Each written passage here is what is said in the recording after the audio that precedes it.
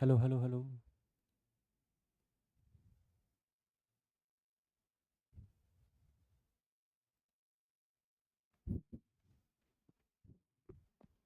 Hello, good morning everyone.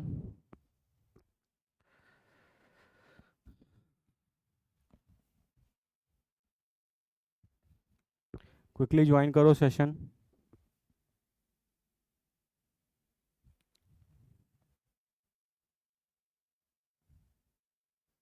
क्या पढ़े थे हम लोग लास्ट क्लास में?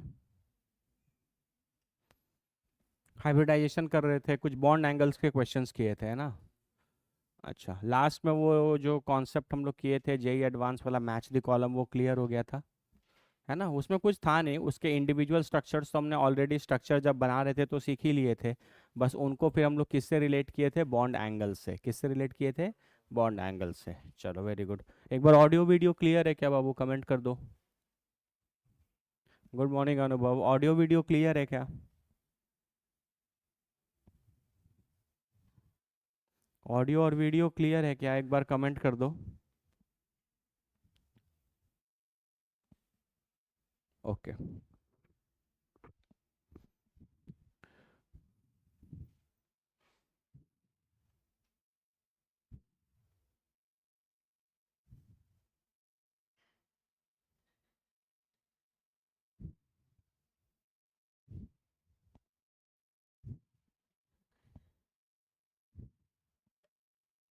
चलो ठीक है, तो स्टार्ट करते हैं।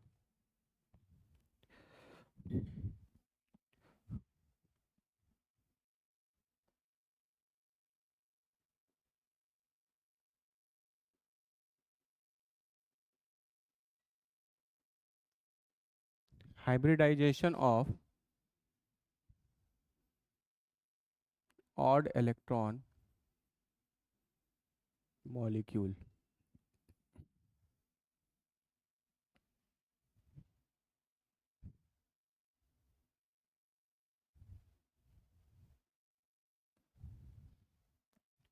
Hybridisation of odd electron molecule.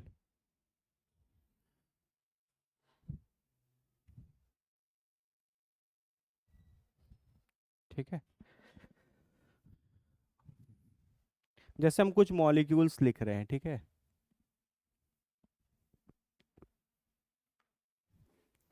जैसे हम कुछ मॉलिक्यूल्स यहाँ पर लिख रहे हैं, जैसे फॉर एग्जांपल NO2। जब आप NO2 का स्ट्रक्चर बनाएंगे तो सेंट्रल एटम कौन बनता है? नाइट्रोजन। यहाँ पे डबल बॉन्ड हो, यहाँ पर एक कोऑर्डिनेट बॉन्ड, और यहाँ पर एक इलेक्ट्रॉन बचा रह जाता है। इस इलेक्ट्रॉन को ही हम बोल रहे हैं ऑड इलेक्ट्रॉन। अरे बोलो। इस इलेक्ट्रॉन को ही क्या बोल रहे हैं? Odd electron. क्योंकि ये इलेक्ट्रॉन जो है वो पेयर के फॉर्म में नहीं है। अगर ये इलेक्ट्रॉन पेयर के फॉर्म में होता तो हम इसको लोन पेयर बोलते, है ना? लेकिन ये इलेक्ट्रॉन तो एक अकेला इलेक्ट्रॉन है। उसी तरीके से कुछ और एग्जाम्पल्स ले लेते हैं। जैसे मान लो हम तुमको बोले ClO3।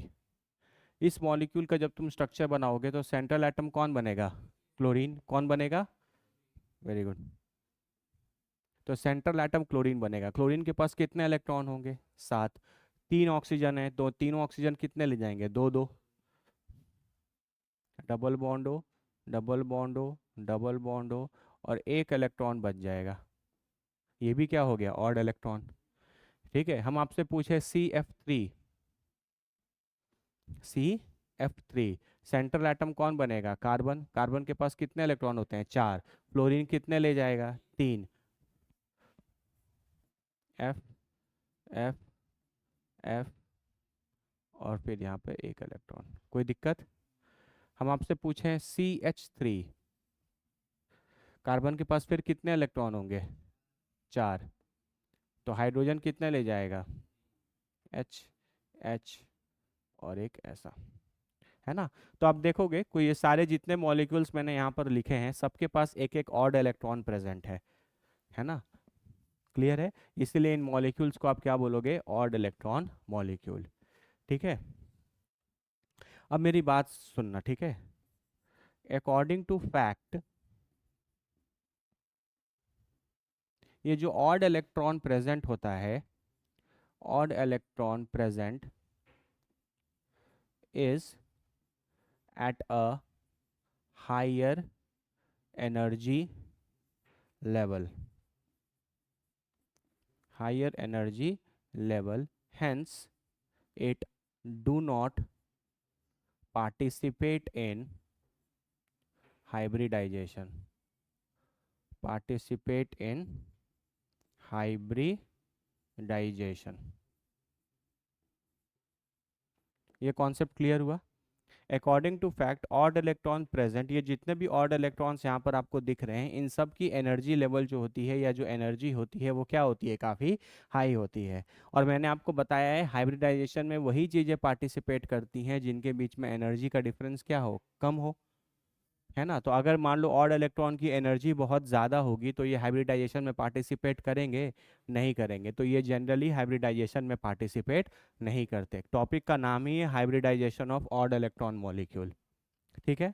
क्योंकि देखो अगर आप कॉन्सेप्चुअली वैसे भी सोचो तो जब आप स्टेरिक नंबर कैलकुलेट करते हो तो आप यहाँ क्या क्या देखते हो, number of sigma bond, plus क्या देखते हो, लोन पेयर जो रेजोनेंस में पार्टिसिपेट नहीं करता, या नॉर्मली लोन पेयर देखते हैं।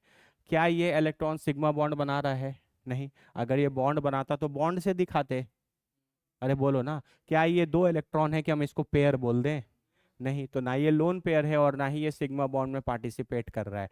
तो हम इसको हाइब्रिडाइजेशन में लेते हैं या नहीं लेते हैं, नहीं लेते, स्टेरिक नंबर में नहीं आता, है ना। तो यहाँ पे कॉन्सेप्चुअल कॉन्सेप्ट ये बनता है कि यहाँ पे जो ऑड इलेक्ट्रॉन मॉलिक्यूल में ये जो ऑड इलेक्ट्रॉन्स हैं इनकी एनर्जी बहुत ज़्यादा होती है, इसीलिए जनरली ये हाइब्रिडाइजेशन में पार्टिसिपेट नहीं करते।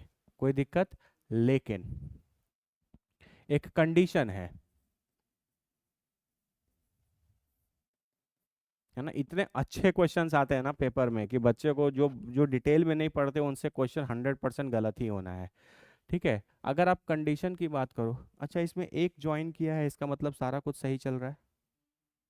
उस दिन प्रॉब्लम हुआ था तो कोई नहीं ज्वाइन हो पाया था, तो दो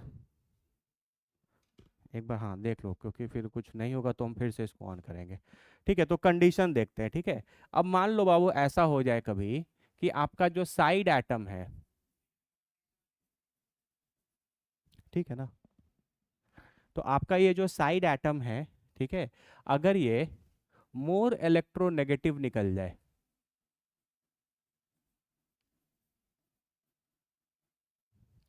क्या निकल जाए बोलो,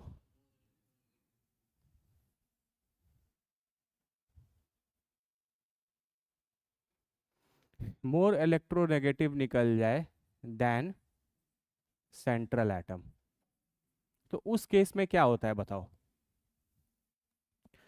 बताओ। जैसे यहाँ पर देखिए, यहाँ पे नाइट्रोजन है सेंट्रल एटम और ऑक्सीजन है साइड एटम। क्या आपका साइड एटम आपके सेंट्रल एटम से ज्यादा इलेक्ट्रोनेगेटिव है? Oxygen is more electronegative than nitrogen, ठीक है। तो हम क्या बताए थे, देखो अब यहाँ पे जो दो इलेक्ट्रॉन्स है, समझना, नहीं तोड़ने की बात नहीं है, हर बार टूटे जरूरी नहीं है, ठीक है। तो यहाँ पर जितने कितने बॉन्ड है, दो बॉन्ड, तो एक कोवेलेंट बॉन्ड के ये इलेक्ट्रॉन्स को कौन अपने तरफ खींचेगा, फिर इसके भी खींचेगा और इसके भी खींचेगा। तो इस पे कितना पार्शियल नेगेटिव आएगा, दो। इस पे कितना पार्शियल नेगेटिव आएगा, एक। लेकिन नाइट्रोजन पर कितना पार्शियल पॉजिटिव आ जाएगा, तीन। ये समझ में आया? सिमिलरली यहाँ पर क्लोरीन है, तो क्लोरीन और ऑक्सीजन में भी ऑक्सीजन ज़्यादा इलेक्ट्रोनेगेटिव है, अरे बोलो।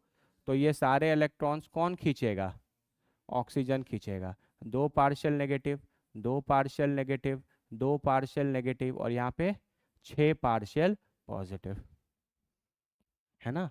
कह और यहाँ पे देखो, यहाँ पे फ्लोरीन कार्बन से ज़्यादा इलेक्ट्रोनेगेटिव है, तो क्या लिखोगे, partial negative, partial negative, partial negative, यहाँ पे तीन पार्शियल पॉजिटिव। कोई दिक्कत?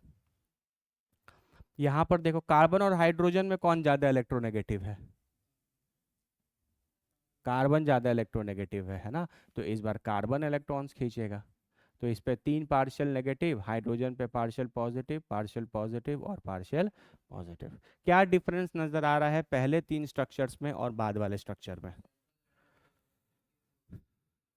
हाँ, इसमें सेंट्रल एटम साइड एटम से ज़्यादा इलेक्ट्रोनेगेटिव है, जबकि बाकी के पहले तीनों में साइड एटम जो है वो सेंट्रल एटम से ज़्यादा इलेक्ट्रोनेगेटिव है ना। तो मैंने यहाँ एक कंडीशन लिखा है, क्या लिखा है कंडीशन, अगर side atom is more electronegative than central atom, तो ऐसे केसेस में सेंट्रल एटम पर पार्शियल पॉजिटिव चार्ज डेवलप करेगा कि नहीं? अरे बोलो, पार्शियल पॉजिटिव चार्ज डेवलप करेगा, मानते हो? तो ये जो पार्शियल पॉजिटिव चार्ज यहाँ डेवलप कर रहा है, अब वो इस ऑड इलेक्ट्रॉन पर अट्रैक्शन का फोर्स लगाएगा कि नहीं लगाएगा? पहले वो न्यूट्रल था, पहले मान लो ये पहले न्यूट्रल था, तो न्यूट्रल वाली चीजें, नेगेटिव चार्ज चीजों को तो खींचेंगे नहीं। लेकिन अगर साइड एटम ज्यादा इलेक्ट्रोनेगेटिव हुआ तो सेंट्रल एटम पर कैसा चार्ज आएगा? पॉजिटिव। अब ये पॉजिटिव चार्ज जो है वो इस ऑड इलेक्ट्रॉन को अट्रैक्ट करेगा कि नहीं करेगा? तो पॉजिटिव चार्ज आ जाने के कारण ये जो सेंट्रल एटम है अब अपने इस ऑड इलेक्ट्रॉन पर क्या लगाएगा? अट्रैक्शन। और एक बात बताओ, अट्रैक्शन के लगाने से एनर्जी क्या होती है? डिक्रीज करती है, क्योंकि अट्रैक्शन से स्टेबिलिटी क्या होती है? इंक्रीज करते हैं। बाबू पहले दिन से पढ़ाते आ रहे यार, ये चीज नहीं पढ़ा रहे? क्वांटम नंबर से पढ़ाते आपको आ रहे हैं कि जब जब अट्रैक्शन बढ़ता है तब तब एनर्जी क्या होता है? रिलीज। और एनर्जी रिलीज करने से बाबू स्टेबिलिटी इंक्रीज करती है। तो वो ऑड इलेक्ट्रॉन जिसकी एनर्जी पहले ज्यादा थी, इस कंडीशन में उसकी एनर्जी कम हो जाएगी कि नहीं? अगर इलेक्ट्रोनेगेटिव ऑफ साइड एटम अगर सेंट्रल एटम से ज्यादा निकला तो सेंट्रल एटम पर पॉजिटिव चार्ज आ जाएगा। वो सेंट्रल एटम आप इस ऑड इलेक्ट्रॉन को अट्रैक्ट करेगा, और अट्रैक्ट करने से स्टेबिलिटी बढ़ेगी, मतलब एनर्जी कम होगी। तो पहले ऑड इलेक्ट्रॉन की एनर्जी ज्यादा थी, अब इस अट्रैक्शन के कारण इस ऑड इलेक्ट्रॉन की जो एनर्जी होगी वो क्या होने लगेगी? बोलो, कम होने लगेगी। और एनर्जी अगर कम हो जाएगी तो अब ये हाइब्रिडाइजेशन में पार्टिसिपेट करेगा कि नहीं करेगा? करेगा।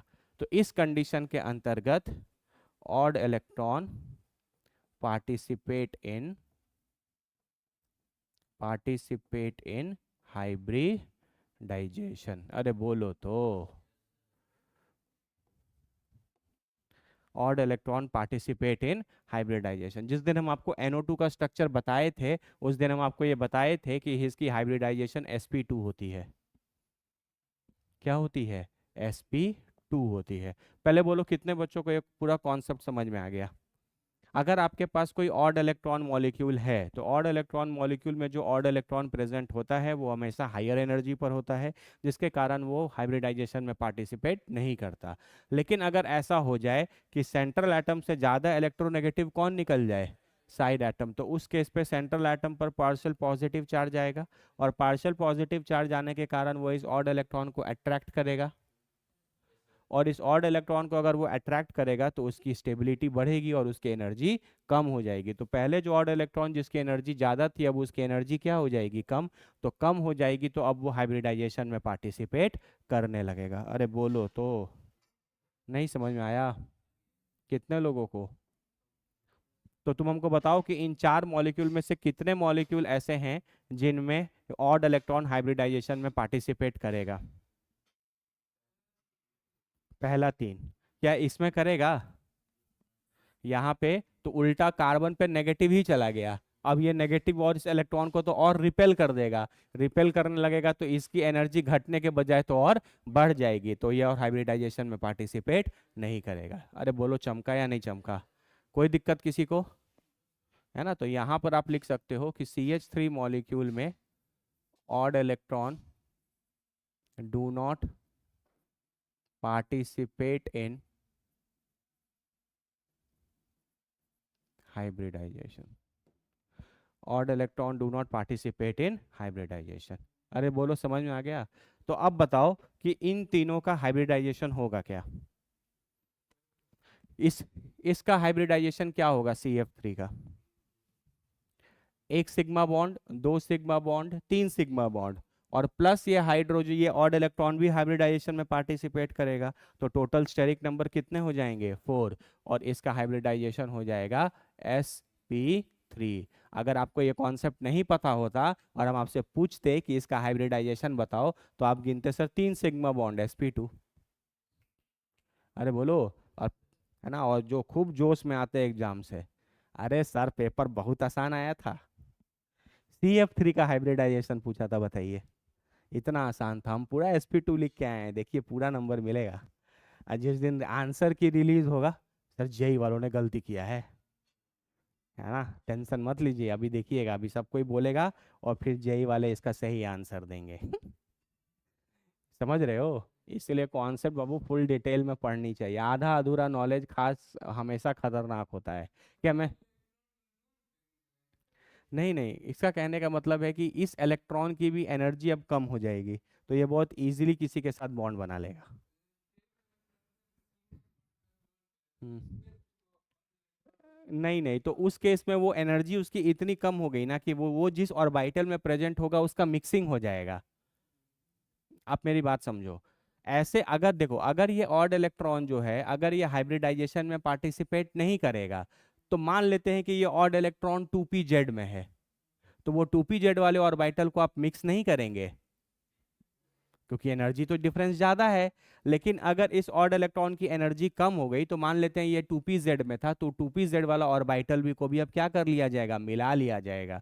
इसका मतलब ये वाला जो इलेक्ट्रॉन है, अब ये प्योर p 2p z में ना रह करके sp3 हाइब्रिडाइज्ड ऑर्बिटल में रहेगा। उसके बाद इसको बॉन्ड बनाना होगा तो बनाएगा आगे।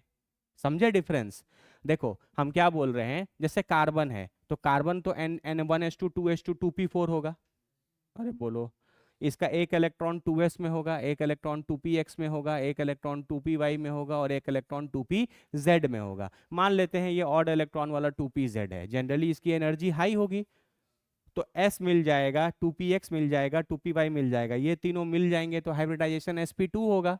और ये वाला हम बोलते कि प्योर p में होता। लेकिन अगर इस तरीके का कंडीशन अगर सेटिस्फाइड है, तो ऑड इलेक्ट्रॉन की भी एनर्जी कम हो गई, तो अब ये जो 2pz वाला है इसको भी वो मिक्स कर लेगा, तो अब हाइब्रिडाइजेशन क्या बनेगा, s 2px 2pz, एक s और तीनों p, तो हाइब्रिडाइजेशन क्या हो जाएगा, sp3। इसका मतलब अब ये जो सिंगल इलेक्ट्रॉन बचा है, ये प्योर p ऑर्बिटल में ना रह करके हाइब्रिडाइज्ड ऑर्बिटल sp3 में रहेगा। नहीं समझ में आया? सारा कॉन्सेप्ट हमने डिटेल में डिस्कस किया है, कोई दिक्कत किसी को? जल्दी कमेंट करो अगर कोई डाउट है तो, अरे बोलो। इसमें हाइब्रिडाइजेशन sp3 होने का मतलब कि ये जो ऑड इलेक्ट्रॉन है, ये किस ऑर्बिटल में है, ये sp3 हाइब्रिडाइज्ड ऑर्बिटल में है। अरे बोलो तो, किसमें है, sp3 हाइब्रिडाइज्ड ऑर्बिटल में, क्योंकि उसकी एनर्जी भी कम हो गई, और एनर्जी कम हो गई तो मिक्सिंग में वो भी पार्टिसिपेट करेगा। ठीक है, कोई दिक्कत? क्लास बाबू छोड़ोगे तो ऐसा ही होगा।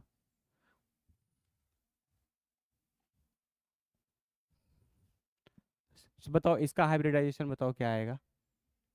ये सेंट्रल एटम है, एक सिग्मा, दो सिग्मा, तीन बार, और ये भी मिक्स हो जाएगा, तो इसकी हाइब्रिडाइजेशन sp3 हो जाएगी।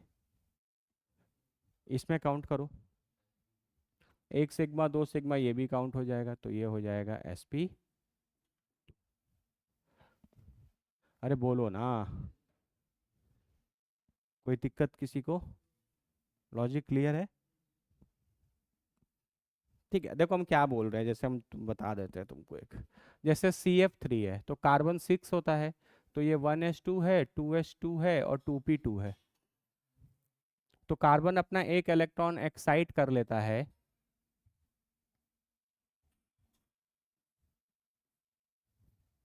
तो ऐसा दिखता है। अरे बोलो, मान लेते हैं ये वाला जो इलेक्ट्रॉन है, ये आपका कौन सा इलेक्ट्रॉन है, ऑड इलेक्ट्रॉन है CF3 वाला, CF F, और ये इलेक्ट्रॉन जो है वो ऑड इलेक्ट्रॉन है, मानते हो? ठीक है, तो देखो इसके पास तीन अनपेयर्ड इलेक्ट्रॉन थे, देखो तीन अनपेयर्ड इलेक्ट्रॉन। अरे बोलो, फ्लोरीन आएगा तो फ्लोरीन आके एक एक क्या कर लेगा, शेयर कर लेगा, तो येलो वाले इलेक्ट्रॉन किसके हो गए, फ्लोरीन के हो गए। ये चीज़ है। तो अब अगर तुम कॉन्सेप्ट समझो, तो अगर पहले इस ऑड इलेक्ट्रॉन की, मतलब मान लो कि ये ऑड इलेक्ट्रॉन 2pz में था, और इसकी एनर्जी क्या थी, ज़्यादा थी, तो ये मिक्सिंग में पार्टिसिपेट करेगा नहीं, तो यही तीन मिक्स करते, तो ये तीन मिक्स करते हैं, तो हाइब्रिडाइजेशन क्या बनता है, sp2। ठीक है, तो आप इसका कैसा डायग्राम बनाते, आप बनाते,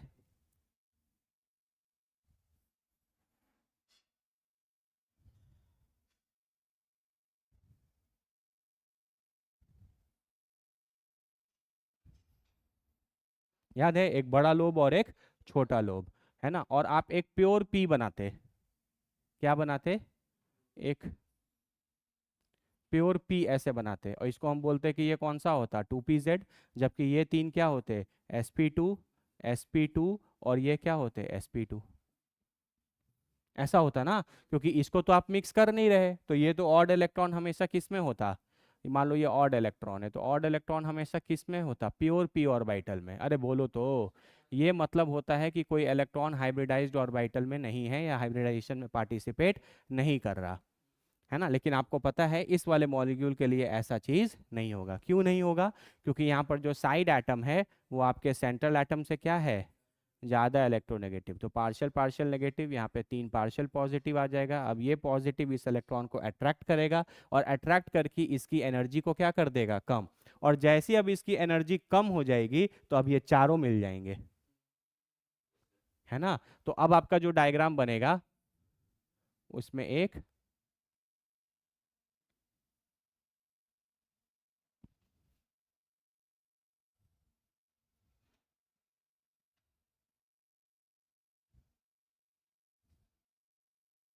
ऐसा बनेगा, ठीक है। और ये सब हाइब्रिडाइज्ड ऑर्बिटल कौन से बनेंगे, sp3 sp3 sp3, अरे बोलो ना। और ये जो ऑड इलेक्ट्रॉन भी है इस बार किस में प्रेजेंट रहेगा, sp3 हाइब्रिडाइज्ड ऑर्बिटल में प्रेजेंट रहेगा, ना कि प्योर p में रहेगा। अब बोलो समझ में आया या नहीं आया, ठीक है। बाकी फिर फ्लोरीन आएगा और इन तीन के साथ शेयर करके बॉन्ड बना लेगा। अरे बोलो, ये चीज़ है। बोलो अभी क्लियर है या नहीं क्लियर है, ठीक है। तो ये मतलब है कि ऑड इलेक्ट्रॉन पार्टिसिपेट करेगा या ऑड इलेक्ट्रॉन पार्टिसिपेट नहीं करेगा। तो जनरली ऑड इलेक्ट्रॉन पार्टिसिपेट नहीं करता, जनरली ऑड इलेक्ट्रॉन पार्टिसिपेट नहीं करता। लेकिन अगर साइड एटम सेंट्रल एटम से ज़्यादा इलेक्ट्रोनेगेटिव निकल गया तो सेंट्रल एटम पर पॉजिटिव चार्ज आएगा और वो उस ऑड इलेक्ट्रॉन को क्या करेगा, अट्रैक्ट। और अट्रैक्ट करके उसकी एनर्जी को क्या कर देगा, कम। और एनर्जी बाबू जैसी कम हो जाएगी तो अब वो मिल करके हाइब्रिडाइजेशन में क्या करेंगे, पार्टिसिपेट करेंगे। क्लियर है? अच्छे से देख लो इसको, हम एक क्वेश्चन देते हैं, हमको बताना, ठीक है। देखो क्वेश्चन किस तरीके से इस कॉन्सेप्ट पर आएगा।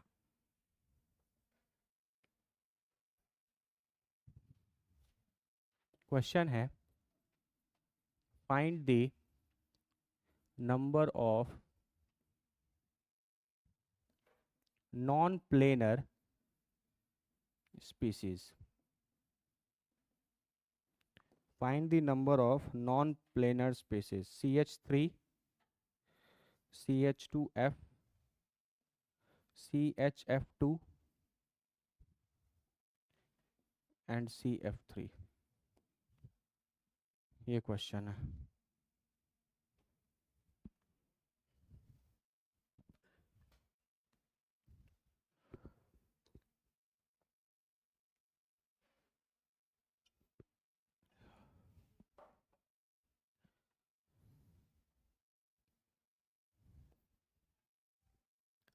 इनमें से कौन कौन से नॉन प्लेनर स्पीसीज हैं? अच्छा, प्लेनर स्पीसीज किसको बोलते हैं?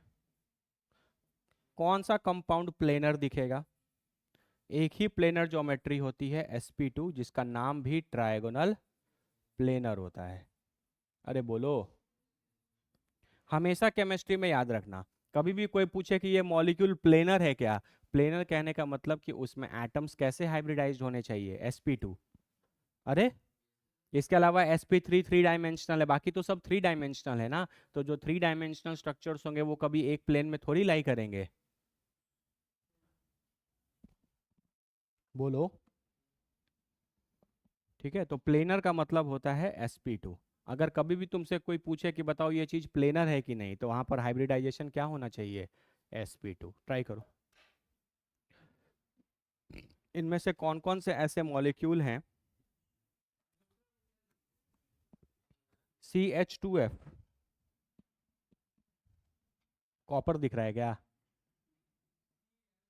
CHF2, अरे नहीं, CH2F, ये है CHF2, और वो है CF3, और ये है CH3। अब ठीक है ना। चलो चलो हमको आंसर बताओ, इंटीजर टाइप बताना है, इसमें से कितने नॉन प्लेनर है?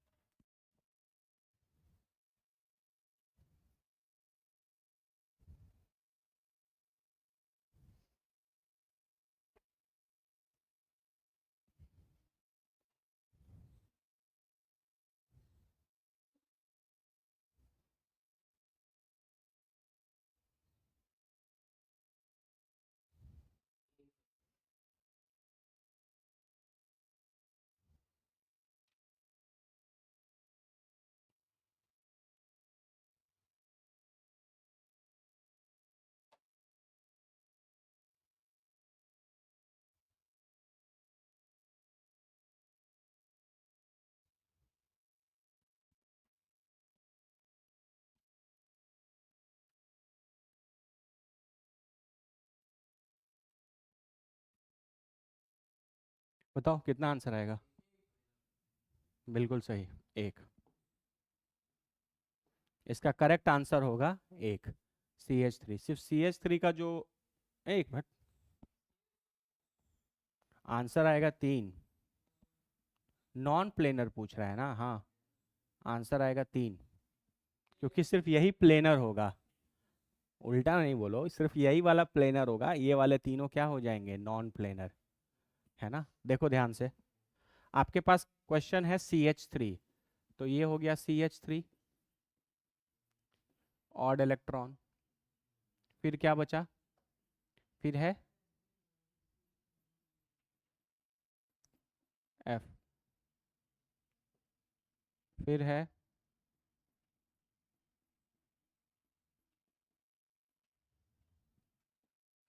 और लास्ट में है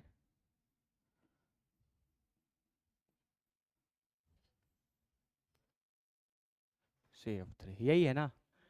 तो इसमें जो साइड एटम है, एक भी साइड एटम सेंट्रल एटम से ज़्यादा इलेक्ट्रोनेगेटिव नहीं है, तो ये जो ऑड इलेक्ट्रॉन है विल नॉट पार्टिसिपेट इन, अरे बोलो ना, will not participate in hybridization. इसका मतलब आप इसको काउंट नहीं करेंगे, तो जब आप स्टेरिक नंबर लिखेंगे तो आपको कितना दिखेगा, सिर्फ तीन सिग्मा बॉन्ड, और हाइब्रिडाइजेशन क्या लिखोगे, sp2। पक्का? यहाँ पे देखो, यहाँ पे, अब यहाँ पे कम से कम एक फ्लोरीन तो आ गया, जिसके कारण इसके पास हल्का पार्शियल पॉजिटिव आ जाएगा। तो अगर एक भी, ये भी ध्यान रखना, ये कॉन्सेप्ट भी है, अगर एक भी ज़्यादा इलेक्ट्रोनेगेटिव एलिमेंट अटैच हो गया, तो ये सारे के सारे फिर क्या करेंगे, इन सारे मॉलिक्यूल्स में ऑड इलेक्ट्रॉन क्या होगा, पार्टिसिपेट करेगा इन हाइब्रिडाइजेशन में। अरे बोलो, तो स्टेरिक नंबर कितना लिखोगे बताओ?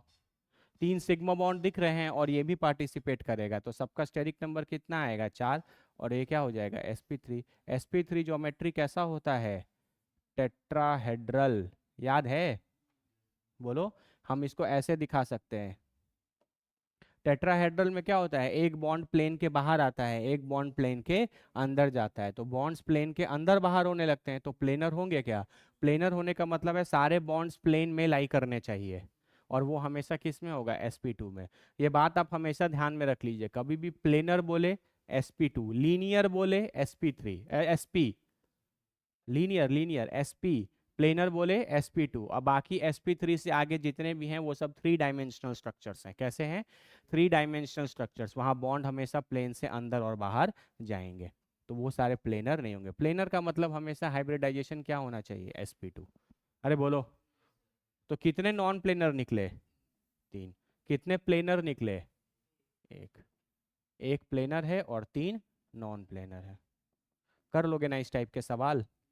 देखो क्वेश्चन कितना तगड़ा पूछा स्ट्रक्चर से, है ना? स्ट्रक्चर से क्वेश्चन कितना तगड़ा पूछा जा रहा है। ठीक है, तो ये कॉन्सेप्ट था आपका hybridization of odd electron molecule. क्या था? हाँ, एक भी बाबू अगर ज़्यादा इलेक्ट्रोनेगेटिव आ गया तो इस तरीके की बातें बिल्कुल होंगी। कोई दिक्कत? चलो, अब टॉपिक हम लोग लिखेंगे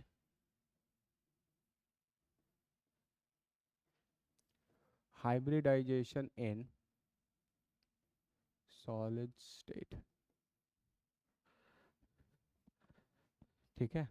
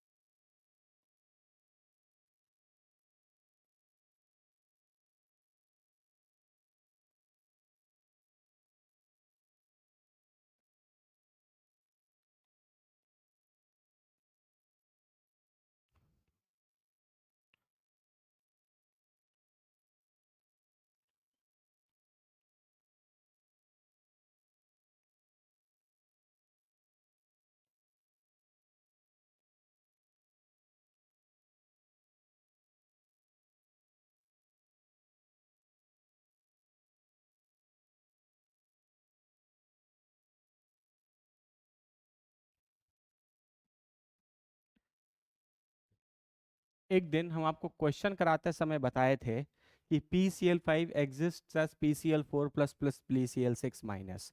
ठीक है, आज मैंने वो सारे कैटेगरी यहाँ पर लिख दिए हैं जो अपने कैटायन और एनायन के फॉर्म में ज़्यादातर एग्जिस्ट करते हैं अपने सॉलिड स्टेट में। इसमें लास्ट वाले एक दो लिक्विड हैं, नहीं तो बाकी सबका सॉलिड स्टेट ही है। ठीक है, ये देखो, अब कुछ चीज़ें बाबू ऐसी होती हैं जो ऑल इंडिया रैंकर्स को डिस्टिंग्विश करती है बाकी कैटेगरी से। एक तो कॉन्सेप्चुअली पढ़ना ही है, लेकिन आपको ये जितने भी मैंने यहाँ पर लिखे हैं ये आप धीरे धीरे करके इसको याद करने का कोशिश कीजिए। डेली एक बार दो बार पढ़ोगे तो मेजॉरिटी चीज़ें क्या हो जाएंगी, याद। ठीक है, जैसे वो क्वेश्चन कैसे पूछेंगे, देखो वो क्वेश्चन पूछेंगे कि PCl5 का जो कैटायनिक फॉर्म है उसका शेप बताइए। PCl5 का जो कैटायनिक फॉर्म होगा उसका शेप बताइए। तो PCl5 कैटायनिक फॉर्म क्या है, PCl4 प्लस। इस मतलब वो स्ट्रक्चर PCl5 से नहीं पूछ रहा, PCl4 प्लस का पूछ रहा है। तो ये तो आपको पता रहेगा तब आप बताएंगे ना। नहीं बाबू, ये प्लस वाले कैटायन होते हैं ना, और ये माइनस वाले एनायन होते हैं, है ना। आप प्लस वाले को क्या बोलते हैं, कैटायनिक, है ना, और नेगेटिव वाले को क्या बोलते हैं, एनायनिक। ये हमेशा याद रखना। प्लस वाले को क्या बोला जाएगा, कैटायनिक, और माइनस वाले को क्या बोला जाएगा, एनायनिक। क्लियर है। जैसे मान लो तुमसे पूछेगा कि Cl2O6 सॉलिड में कैसे एग्जिस्ट करेगा, ClO2 प्लस और ClO4 माइनस। अगर तुमको पता चले कैसे लिख रहे हो, जैसे देखो यहाँ पे 2 क्लोरीन और 6 ऑक्सीजन है और इस पर कोई चार्ज नहीं है। यहाँ पे देखो एक क्लोरीन ऐड करोगे तो 2 क्लोरीन हो जाएंगे, 2 ऑक्सीजन और 4 ऑक्सीजन ऐड करोगे तो 6 ऑक्सीजन हो जाएंगे, और एक प्लस एक माइनस एक दूसरे को कैंसिल कर देगा। ये Cl2O6 ही है ना। लेकिन ये एक कैटायन, जैसे यहाँ पे PBr5 है, सॉलिड है, यहाँ पे PBr4 प्लस और Br माइनस है। देखो एक फॉस्फोरस तो एक फॉस्फोरस है।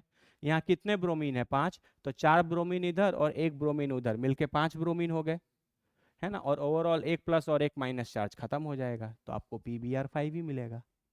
अरे बोलो। तो ये वो कुछ ऐसे मॉलिक्यूल्स हैं जो किस कैटायनिक और एनायनिक फॉर्म में एग्जिस्ट करते हैं, थोड़ा इनको याद रखना है। ठीक है, क्या करना है, याद रखना है। थोड़ी थोड़ी चीजें, रिएक्शंस वगैरह जो मोस्टली होते हैं वो तो थोड़ा याद रखना पड़ेगा ना। अरे बोलो, है ना। जैसे आप टेंथ वगैरह में थे या कुछ पढ़ते थे, बोलते थे एसिड और बेस रिएक्ट करेगा, तो आखिर पढ़े थे पहली बार। अरे बोलो, एसिड और बेस रिएक्ट करता है तो क्या बनता है, सॉल्ट और वाटर बनता है।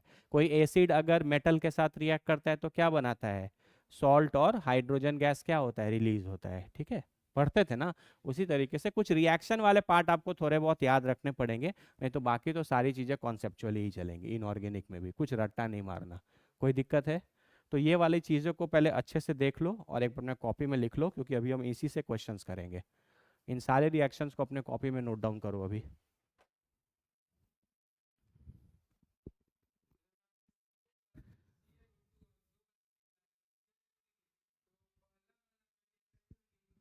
हाँ वो होना, देखो अब P2Cl10 अगर तुम देखोगे तो वो PCl5 होल ट्वाइस ही तो होगा ना। नहीं नहीं नहीं नहीं वैसे नहीं, वैसे वैसे नहीं करते। Cl2O6 का अगर तुम स्ट्रक्चर बनाने जाओगे तो तुमको देखो यहाँ तुमने ClO3 का बनाया है ना स्ट्रक्चर, ये वाला। ऐसा ही एक और ClO3 रहेगा, और ये वाला ऑड इलेक्ट्रॉन और वो वाला ऑड इलेक्ट्रॉन दोनों क्लोरीन मिलकर क्या करेंगे, बॉन्ड, जैसे N2O मिलकर N2O4 बनाया था। ये वाला एक और NO2, सॉरी एक और NO2 बनाओगे तो उसमें भी इस तरीके का ऑड रहेगा। तो ये वाला नाइट्रोजन और दूसरे वाले NO2 का नाइट्रोजन दोनों एक एक इलेक्ट्रॉन करके बॉन्ड बना लेते थे। अरे ये वाला स्ट्रक्चर, ये देखो,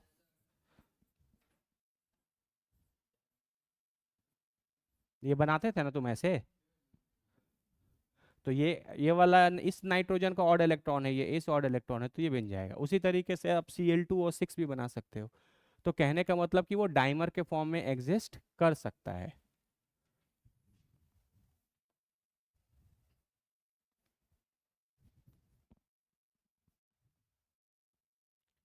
एक बार अच्छे से इसको नोट करो, फिर हम कुछ क्वेश्चंस देंगे, तुम हमको बनाकर दिखाना। बस बेसिकली फंडामेंटली तुमको पता होना चाहिए कि कौन सा अपने कैटायनिक फॉर्म में और एनायनिक फॉर्म में क्या क्या रहता है।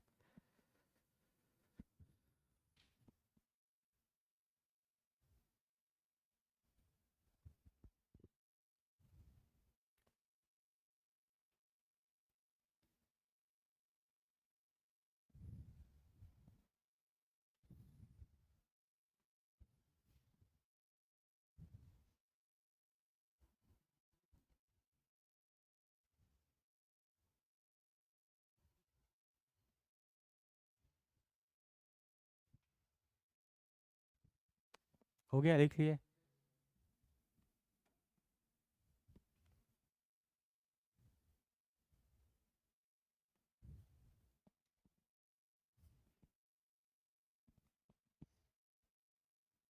बहुत दिन से आप लोग का टेस्ट नहीं हुआ है, ठीक है ना, हम लोग लगातार पढ़ते जा रहे हैं। हम आज अनाउंस करते हैं अर्ली स्टार्टर बैच वालों के लिए और आप लोग के लिए 11th वाले बच्चों के लिए भी पीरियोडिक टेबल का टेस्ट होगा,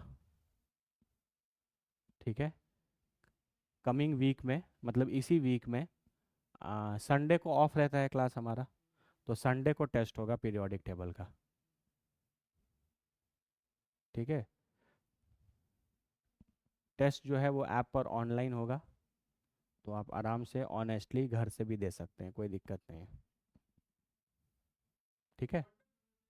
नहीं, क्वांटम नंबर का तो हो चुका ना। क्वांटम नंबर का तो टेस्ट हम लोग कर चुके हैं, वेक्टर्स का भी टेस्ट कर चुके हैं, ठीक है। तो पीरियोडिक टेबल अब एक एक करके पीरियोडिक टेबल का करेंगे टेस्ट। उसके बाद फिर एक केमिकल बॉन्डिंग है, काइनामेटिक्स है, जितना हम लोग, जैसे काइनामेटिक्स में वन डायमेंशनल अब ख़त्म हो जाएगा थोड़े दिन में, तो वन डायमेंशनल का टेस्ट ले लेंगे, कोई दिक्कत। तुम एच सी वर्मा के 30 क्वेश्चंस बनाए हो?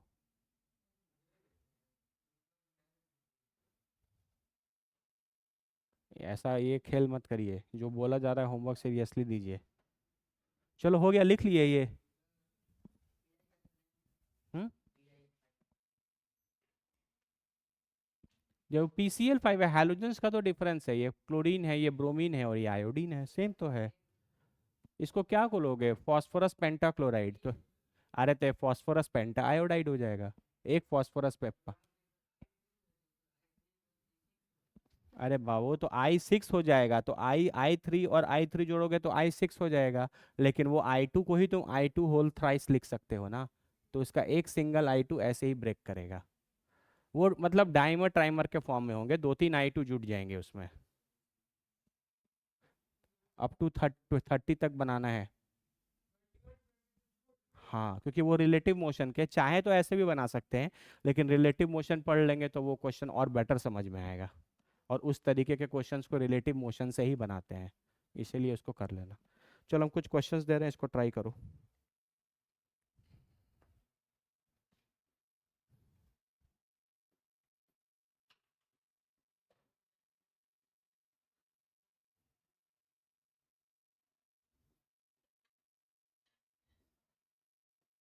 What is the hybridization of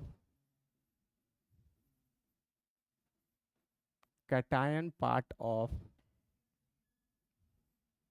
solid PCl5? दूसरा क्वेश्चन,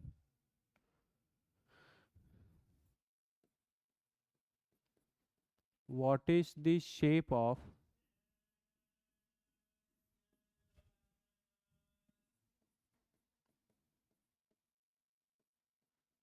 cationic part of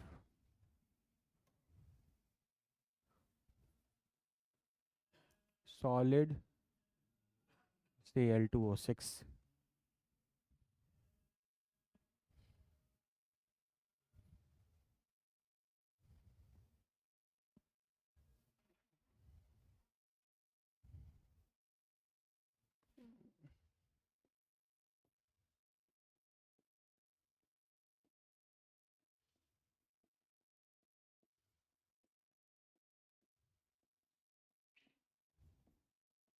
रख दो,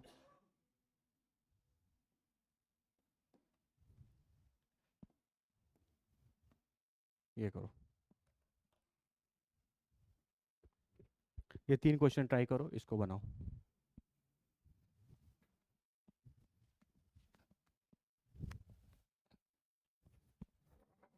पानी।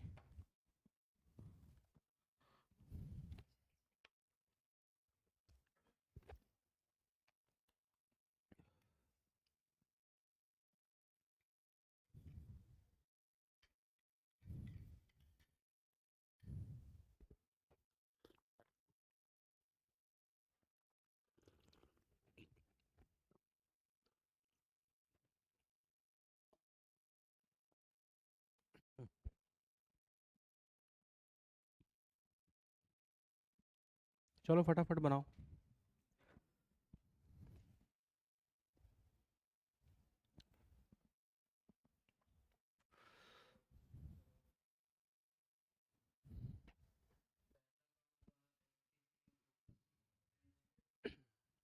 बिल्कुल सही, वेरी गुड। जल्दी कमेंट करो आंसर्स।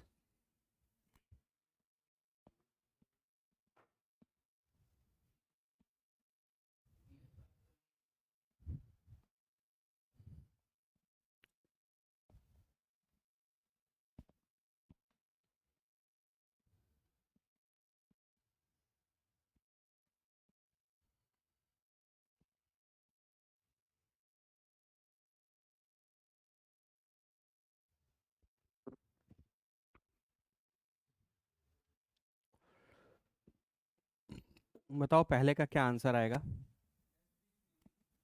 sp3 आएगा, बिल्कुल सही, क्योंकि PCl5 है, तो PCl5 सॉलिड ब्रेक करेगा PCl4 प्लस में और PCl6 माइनस में, तो कैटायनिक पार्ट क्या है, PCl4 प्लस। फॉस्फोरस के पास कितने इलेक्ट्रॉन होते हैं, 5। 5 में से क्लोरीन कितने ले जाएगा, एक एक 4, और एक प्लस है तो एक निकल जाएगा। क्लोरीन, क्लोरीन, क्लोरीन, क्लोरीन, और फॉस्फोरस पर एक प्लस चार्ज, अरे बोलो तो। ठीक है, तो स्टेरिक नंबर कितना आएगा, 4 सिग्मा बॉन्ड 4, हाइब्रिडाइजेशन sp3, ये हो जाएगा आपका आंसर। तो बाबू देखो, ये क्वेश्चन है बहुत आसान, लेकिन आपको पता रहेगा कि ये PCl4 प्लस में है तब तो बना पाएंगे। आपको पता ही नहीं है कि PCl5 सॉलिड में उसका कैटायनिक पार्ट क्या होगा, ले पता ही नहीं है, तो कैसे बनाएंगे, बना पाएंगे नहीं। इसमें बताओ, Cl2O6 कैसे ब्रेक करता है, ClO2 प्लस ClO4 माइनस, अभी पढ़े पीछे। तो अब इसका भी कैटायनिक पार्ट तो ये हो गया। अब ClO2 है, सेंट्रल एटम तो क्लोरीन ही बनेगा। क्लोरीन के पास टोटल कितने इलेक्ट्रॉन होंगे, 7। 7 में से 2 ऑक्सीजन कितने ले जाएंगे, 4। बचे कितने, 3। एक प्लस है, एक निकल जाएगा, बचेगा कितना, 2। तो यानी कि एक डबल बॉन्ड ओ, एक डबल बॉन्ड ओ, और एक क्या बचा, लोन पेयर, और क्लोरीन पर एक क्या आएगा, पॉजिटिव चार्ज। कोई दिक्कत किसी को, कैसा शेप है इसका, ढको थोड़ा तो।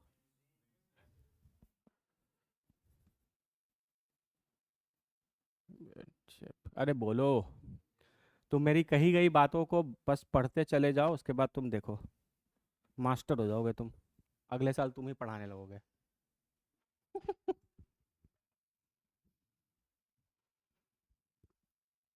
अरे बोलो। अब ये मैंने एक क्वेश्चन यहाँ पर दिया है कि draw the structure of PF5 in solid, liquid और गैस। ठीक है, अगर आप ध्यान से देखो तो यहाँ पर उसी खानदान के PCl5 है, PBr5 भी है, और PI5 भी है। हैलोजन 4 होते हैं, फ्लोरीन, क्लोरीन, ब्रोमीन और आयोडीन, है ना, यही 4 हैलोजन्स के बारे में हम लोग पढ़ते हैं ना, फादर कलेक्टर बेटा इंस्पेक्टर। तो यहाँ पे सब है, फ्लोरीन नहीं है। अगर हम नॉर्मली तुमको PF5 बनाने के लिए बोले तो फॉस्फोरस के पास कितने इलेक्ट्रॉन होते हैं, 5, और 5 फ्लोरीन 5 ले जाएगा, कैसा बनेगा, जल्दी बताओ। हाँ, बिल्कुल सही, वेरी गुड। कैसा बनेगा, TBP।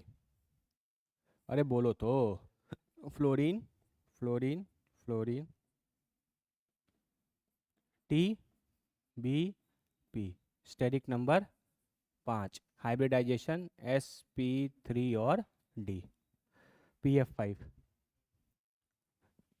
ठीक है, ये बनेगा।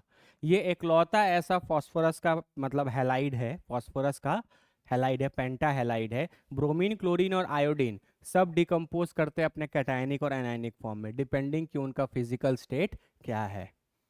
लेकिन ये एकलौता ऐसा कंपाउंड है जो अपने तीनों फेज में सेम स्ट्रक्चर रखता है ना। तो इस PF5 की एक बहुत खास बात है।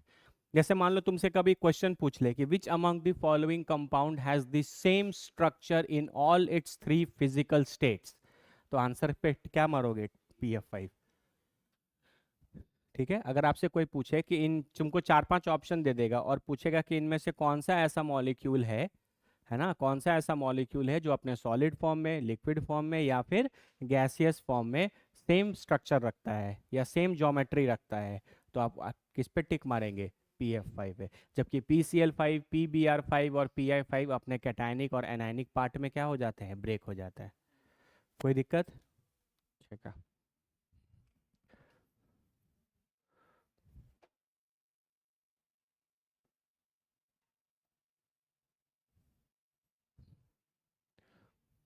एक कॉन्सेप्ट आता है बाबू जिसको बोलते हैं स्टेरिक क्राउडिंग। क्या बोलते हैं बोलो?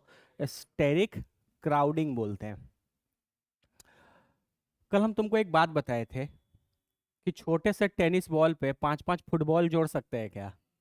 नहीं जोड़ सकते, है ना। अगर आपका सेंट्रल एटम छोटे साइज का हो और कंपैरेटिवली आप उसमें बहुत बड़े बड़े एटम्स को जोड़ना चाहें तो वो जुड़ेंगे नहीं, है ना। तो इसी कारण इसी फेनोमेना को क्या बोलते हैं? Steric crowding. स्टेरिक क्राउडिंग मतलब बड़े बड़े ग्रुप्स अगर अगल बगल आ जाएं तो बहुत सारे बड़े बड़े ग्रुप्स को आप छोटे से सेंट्रल एटम पर कनेक्ट नहीं कर सकते, जिनके कारण बहुत सारे ऐसे मॉलिक्यूल्स हैं जो एग्जिस्ट नहीं कर पाएंगे। बहुत सारे ऐसे मॉलिक्यूल्स हैं जो एग्जिस्ट नहीं कर पाएंगे, ठीक है। उनमें से हम तुमको कुछ लिस्ट बता रहे हैं, ठीक है। तुम बताना एक एक करके, ठीक है। क्वेश्चन के फॉर्म, ये एग्जैक्टली एक क्वेश्चन ही है, उस क्वेश्चन को ही हम लिख लेते हैं यहाँ पे। PBr6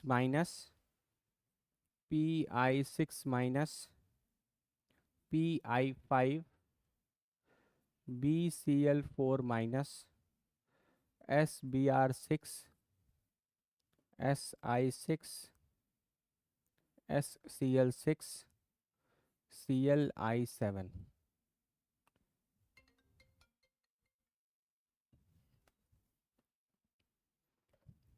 ठीक है, बोलो। मेरी बात ध्यान से सुना। अगर तो हम तुमको ये मॉलिक्यूल्स दे दें और बोले इनका स्ट्रक्चर बनाओ तो तुम स्ट्रक्चर बना दोगे, कोई दिक्कत नहीं है। लेकिन आप ध्यान से अगर सोचो तो देखो, फॉस्फोरस जो है वो थर्ड पीरियड का एलिमेंट है, ठीक है। थर्ड पीरियड मतलब थर्ड पीरियड का एलिमेंट है। और ब्रोमीन कितने पीरियड का एलिमेंट है? फोर्थ, है ना। ब्रोमीन का साइज और फॉस्फोरस के साइज में किसका साइज बड़ा होगा? ब्रोमीन का साइज बड़ा होगा। तो छोटे फॉस्फोरस पे तुम 6-6 ब्रोमीन जोड़ पाओगे क्या? नहीं जोड़ पाओगे, है ना। वो ब्रोमीन इतने आसपास आ जाएंगे, इतना ज़्यादा उनमें रिपल्शन होने लगेगा कि वो बॉन्ड, वो मॉलिक्यूल कभी स्टेबली एग्जिस्ट नहीं कर पाएगा, है ना। थोड़ा देखो, Si6 सल्फर भी थर्ड पीरियड का है। और आयोडीन किस पीरियड का निकल गया? फिफ्थ पीरियड का। फ्लोरीन, क्लोरीन, ब्रोमीन, आयोडीन में आयोडीन सबसे बड़ा है। फ्लोरीन को तुम टेनिस बॉल मान लो, तो क्लोरीन को तुम क्रिकेट बॉल मान लो, है कि नहीं। तो ब्रोमीन उससे बड़ा और आयोडीन सबसे बड़ा, बास्केटबॉल इतना बड़ा। तो छोटे से तुम इस पे फॉस्फोरस पे 5-5 फुटबॉल जोड़ पाओगे क्या?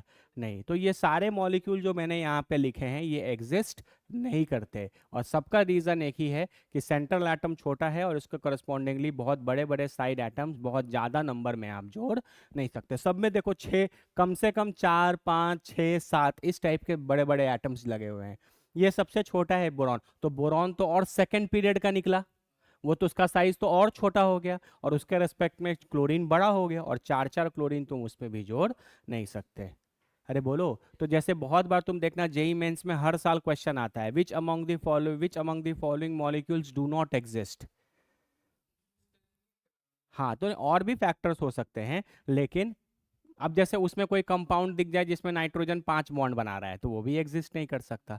तो ओवरऑल आपको अपने केमिस्ट्री का नॉलेज लगाना पड़ेगा, ठीक है। तो बहुत सारी चीज़ें तो आप स्ट्रक्चर से पकड़ लोगे, लेकिन ये सब कुछ ऐसे मॉलिक्यूल्स हैं जो आप स्ट्रक्चर से पकड़ नहीं पाओगे। तो याद रखना, ये molecules do not exist. Reason क्या लिखोगे?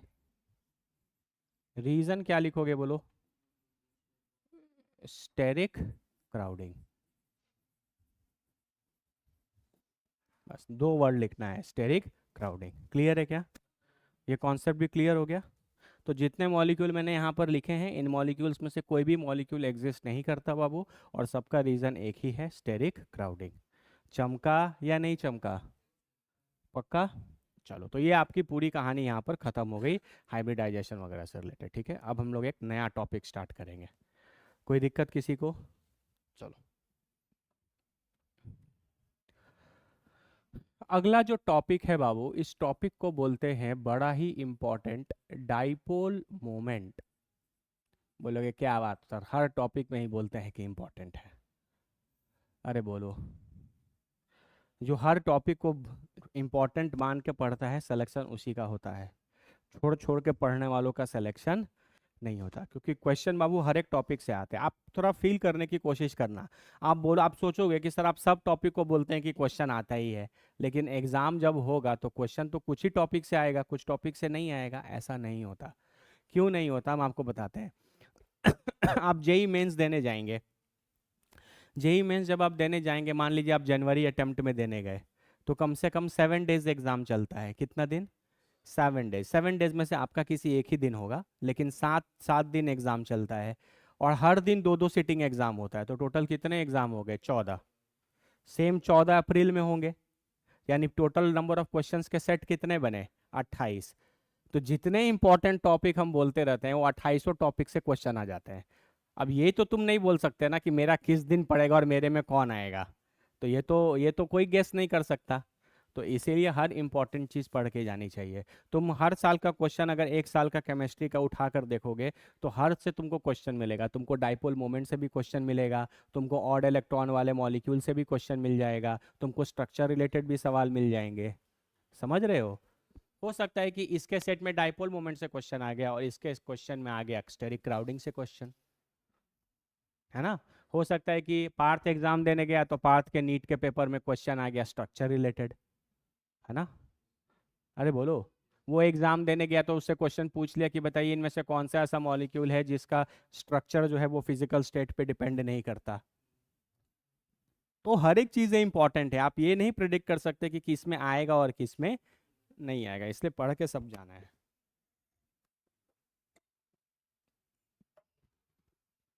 डाइपोल मोमेंट आपको तब समझ में आएगा जब आपको फिजिक्स में वेक्टर्स आता है तो,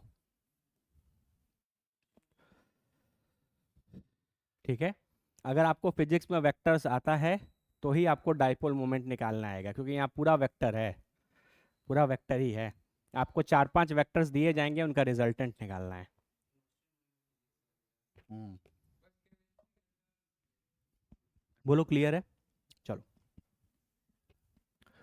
डाइपोल मोमेंट निकाला जाता है किसी मॉलिक्यूल को चेक करने के लिए कि वो मॉलिक्यूल पोलर है या नॉन पोलर है। अरे बोलो, यानी आज के बाद केमिस्ट्री में अगर कभी भी ये सवाल आता है कि बताइए इनमें से कौन कौन सा मॉलिक्यूल पोलर है या इनमें से कौन कौन सा मॉलिक्यूल नॉन पोलर है, इसका मतलब वो क्वेश्चन डायरेक्टली डाइपोल मोमेंट का है। किसका है? डाइपोल मोमेंट का है, ठीक है। चलो समझो, डाइपोल मोमेंट को जनरली हम लोग म्यू से रिप्रेजेंट करते हैं इस तरीके से। ये सिंबल है डाइपोल मोमेंट का। अरे नहीं बोलोगे? बोलो। ठीक है, जैसे फॉर एक एग्जांपल हम समझाते हैं तुमको, ठीक है। जैसे मान लो हम एक मॉलिक्यूल ले लिए HCl, और हमको प्रूफ करना है या बताना है कि ये मॉलिक्यूल पोलर है या पोलर नहीं है, ठीक है। तो आप HCl का सबसे पहले स्ट्रक्चर बनाएंगे, तो HCl कैसा दिखेगा? ऐसा ही दिखेगा, ठीक है। अब आपको बताना है कि हाइड्रोजन और क्लोरीन में कौन ज्यादा इलेक्ट्रोनेगेटिव है। क्लोरीन ज्यादा इलेक्ट्रोनेगेटिव है, ठीक है। तो आप एक एरो एरो बनाएंगे। क्या बनाएंगे? एरो बनाएंगे ऐसे, जिसमें एरो का जो हेड है वो क्लोरीन के तरफ होगा, और हाई देखो इस पे क्या आएगा? Partial negative. इस पर क्या आएगा? Partial positive. मानते हो ना? क्लोरीन अगर हाइड्रोजन से ज़्यादा इलेक्ट्रोनेगेटिव है तो वो इन दोनों इलेक्ट्रॉन्स को थोड़ा अपने तरफ अट्रैक्ट कर लेगा, तो इस पे पार्शियल नेगेटिव आएगा और इस पर क्या आएगा? Partial positive. तो आप ऐसे दिखाएंगे और पीछे हाइड्रोजन के तरफ ऐसे दिखाएंगे। ये जो सिंबल है ना, है ना, ये डाइपोल मोमेंट का डायरेक्ट, ये डाइपोल मोमेंट को रिप्रेजेंट करता है।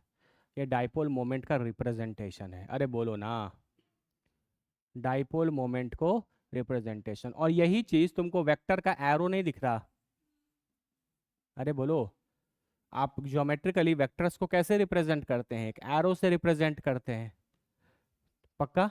अच्छा, अब एक बात बताओ, ये एक अकेला वेक्टर हुआ। अब इसको वेक्टर की तरह सोचो, ये एक अकेला वेक्टर है, क्या इसका रिजल्टेंट कभी जीरो हो सकता है? रिजल्टेंट कब जीरो होता? जब इतना ही बराबर मैग्नीट्यूड का हम पीछे भी लगा देते, तो इक्वल एंड इक्वल मैग्नीट्यूड का vector, opposite direction, anti parallel, तो क्या हो जाते? ऐड होके जीरो हो जाते। अरे बोलो, तो इस वाले मॉलिक्यूल में म्यू की वैल्यू क्या आएगी? नॉट इक्वल टू जीरो, क्योंकि इस वाले वेक्टर को कैंसिल करने के लिए कोई और दूसरा वेक्टर प्रेजेंट नहीं है। अरे बोलो ना,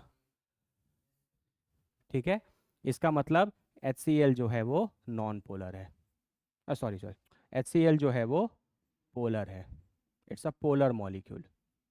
अरे बोलो, तो अगर जिस किसी का डाइपोल मोमेंट जीरो आता है, तो वो कैटेगरी होता है नॉन पोलर का। अरे बोलते हो या नहीं बोलते? और अगर डाइपोल मोमेंट जीरो नहीं आता है तो वो मॉलिक्यूल होता है पोलर। ओवरऑल कॉन्सेप्ट यही है, और देखना आपको वेक्टर से है। ये कितने लोग को चमका? बोलो,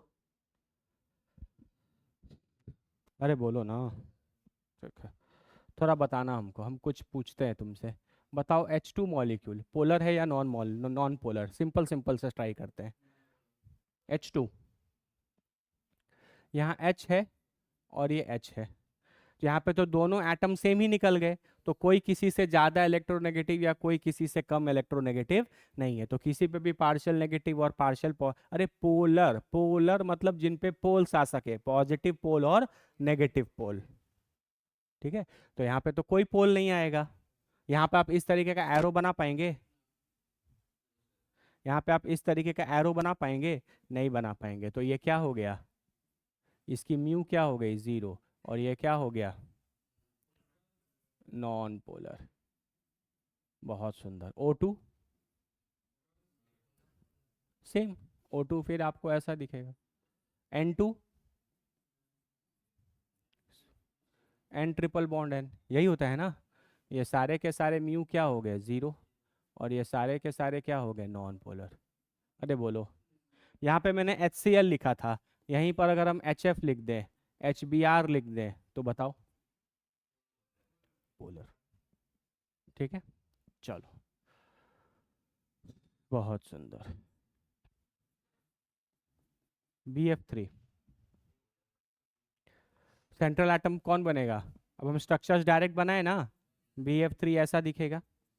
बोरॉन के पास 3 इलेक्ट्रॉन होते हैं, 3 फ्लोरीन के साथ बॉन्ड बन जाएंगे। ठीक है, बताओ बोरॉन और फ्लोरीन में कौन ज़्यादा इलेक्ट्रोनेगेटिव है? ऊपर ऐसे, ये ऐसे, और ये ऐसे, ऐसे ही जाएगा ना वेक्टर, इधर प्लस और इधर प्लस। अब बताओ कि, देखो पहला बात आप समझना मॉलिक्यूल्स को स्टडी कैसे करना है। ये एरो और ये एरो और ये एरो का मैग्नीट्यूड पहले सेम है कि नहीं, बोलो। सेम है, क्योंकि ये भी बोरॉन और एफ ही है, ये भी बोरॉन और एफ ही है, और ये भी बोरॉन और एफ ही है। ऐसे सोचना, अगर एलिमेंट्स सेम है बॉन्ड के बीच में तो मैग्नीट्यूड क्या होगा, सेम, है ना। तो यहां पर आप देखोगे कि तीनों बॉन्ड किसके किसके बीच में है, इसके तीनों बॉन्ड्स क्या हैं, आइडेंटिकल हैं। अरे बोलना, और किसके किसके बीच में है, बोरॉन और फ्लोरीन के बीच में। तो तीनों वेक्टर का जो मैग्नीट्यूड होगा वो क्या आएगा, सेम। तीनों वेक्टर का मैग्नीट्यूड क्या आएगा, सेम। अब आपको ये 3 ऑरेंज वाले वेक्टर को ऐड करना है। बताइए ऐड होके क्या होगा, 3 वेक्टर्स अगर इस तरह, अब ये फिजिक्स का क्वेश्चन है ना। अब आप इसको ऐसा मान लो, ये एक एरो है, ये एक एरो है, ये एक एरो है, और सबके बीच का एंगल जो है वो 120 डिग्री है। क्या ये तीनों वेक्टर ऐड होके 0 होंगे? बिल्कुल होंगे, बिल्कुल होंगे। अगर आपको नहीं समझ में आता है तो आप इसमें थोड़ा सा वेक्टर लगा सकते हैं। देखिए,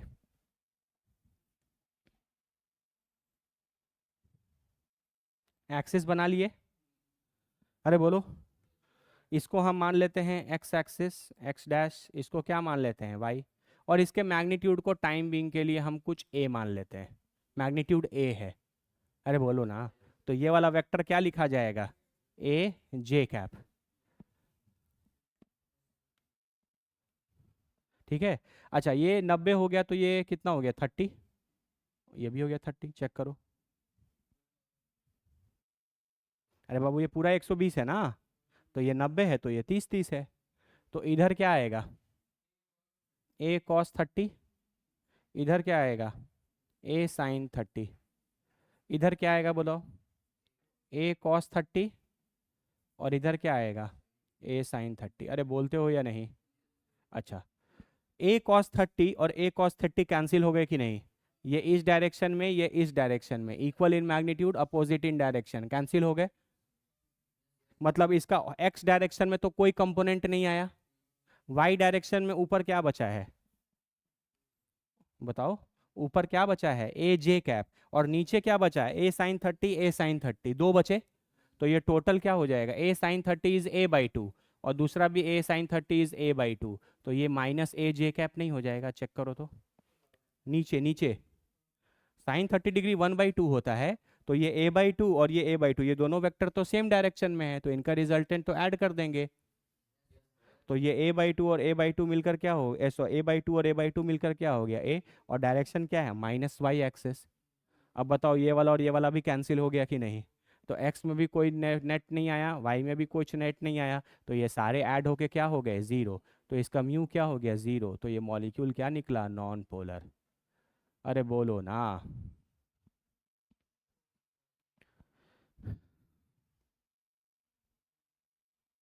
ठीक है, अरे बोलो। एक बात हमेशा याद रखना, किसी भी मॉलिक्यूल में चाहे ज्योमेट्री कैसा भी हो, अगर सारे बॉन्ड्स आइडेंटिकल निकलेंगे तो डाइपोल मोमेंट जीरो आएगा। किसी भी मॉल, तुमने इतना पढ़ा है ना, अरे कोई चीज या तो लीनियर होगा, या तो ट्रायंगुलर प्लेनर होगा, या तो टेट्राहेड्रल होगा, या तो टीबीपी होगा, या तो ऑक्टाहेड्रल होगा।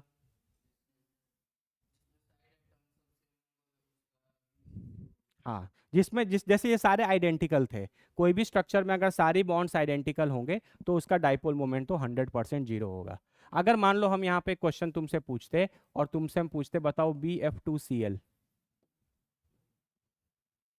BF2Cl, तो सेंट्रल एटम कौन बनेगा? यहाँ पे क्या जोड़ोगे, फ्लोरीन, यहाँ फ्लोरीन और यहाँ क्लोरीन।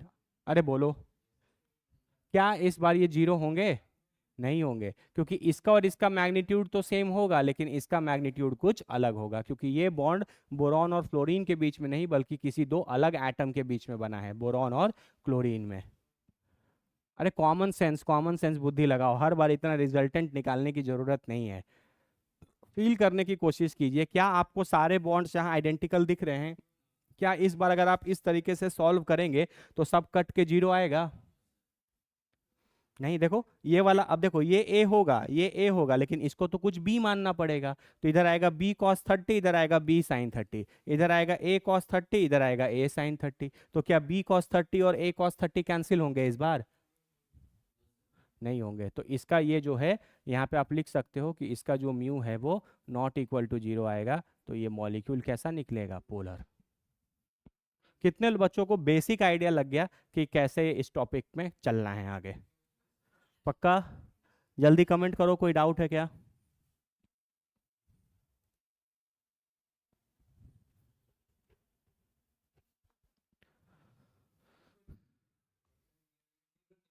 नहीं नहीं नहीं, वो निकाल सकते हैं, लेकिन उसके लिए तुमको कुछ न्यूमेरिकल वैल्यूज देने पड़े पहले। अभी तो आप इतना ही सीखो, जरूरत आएगा तो हम उसका बता देंगे आगे। ठीक है,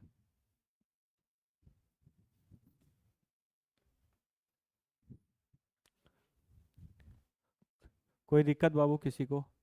पक्का? ठीक, थोड़ा हमको बताना ये मॉलिक्यूल देखो, NH3, ये नाइट्रोजन है, ये H है, टेट्राहेड्रल होता है ना ये।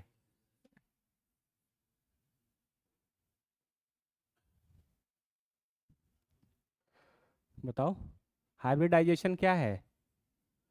sp3। चार चीजें हैं, तीन बॉन्ड और एक लोन पेयर। तुम हमको बस एक बात बता दो, क्या इसमें चारों चीजें सेम है या अलग अलग है? तीन बॉन्ड्स हैं नॉर्मल NH के और एक लोन पेयर है, तो कभी भी डाइपोल मोमेंट जीरो आएगा? नहीं आएगा। तो इसकी म्यू की वैल्यू क्या हो गई, नॉट इक्वल टू जीरो। और ये मॉलिक्यूल क्या निकल गया, polar. Ammonia is a polar molecule. ठीक है। अच्छा देखो, तुमको डायरेक्शन देखना है, डायरेक्शन देख लो। बताओ एरो के डायरेक्शंस कैसे कैसे जाएंगे? नाइट्रोजन और हाइड्रोजन में कौन ज्यादा इलेक्ट्रोनेगेटिव है? नाइट्रोजन। तो हेड किस तरफ रहेगा एरो का? ऐसा जाएगा, इसमें ऐसा जाएगा, इसमें ऐसा जाएगा, कोई दिक्कत नहीं है। अच्छा, नाइट्रोजन और इलेक्ट्रॉन में कौन ज्यादा इलेक्ट्रोनेगेटिव है? इलेक्ट्रॉन। अरे इलेक्ट्रॉन पे तो पूरा हल्का माइनस है, इलेक्ट्रॉन से कौन ज्यादा इलेक्ट्रोनेगेटिव निकल जाएगा? इलेक्ट्रॉन से भी कोई ज्यादा इलेक्ट्रोनेगेटिव है क्या? तो इस बार किधर जाएगा, ऊपर। अरे बोलो ना।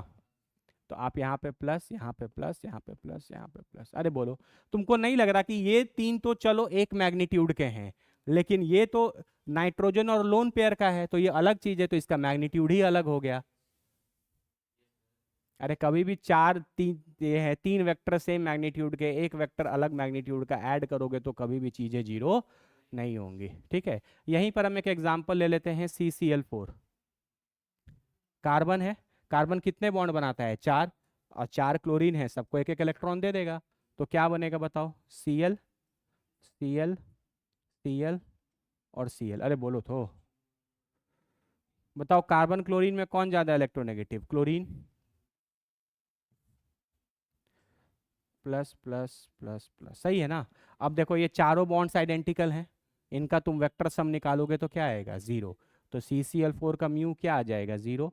यानी CCl4 कैसा है? Non polar.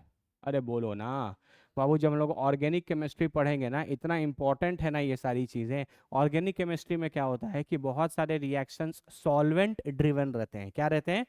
Solvent driven. आपको आप अलग अलग रिएक्शंस अलग अलग तरीके के सॉल्वेंट्स में होते हैं, या इसी चैप्टर में हम लोग आगे जब सॉल्वेंट्स के बारे में पढ़ेंगे तो वहाँ हम लोग हमेशा बोलेंगे polar solvent, non polar solvent. तो पोलर सॉल्वेंट मतलब क्या होगा? कि उस सॉल्वेंट के मॉलिक्यूल का जो डाइपोल मोमेंट है वो नॉन जीरो आएगा।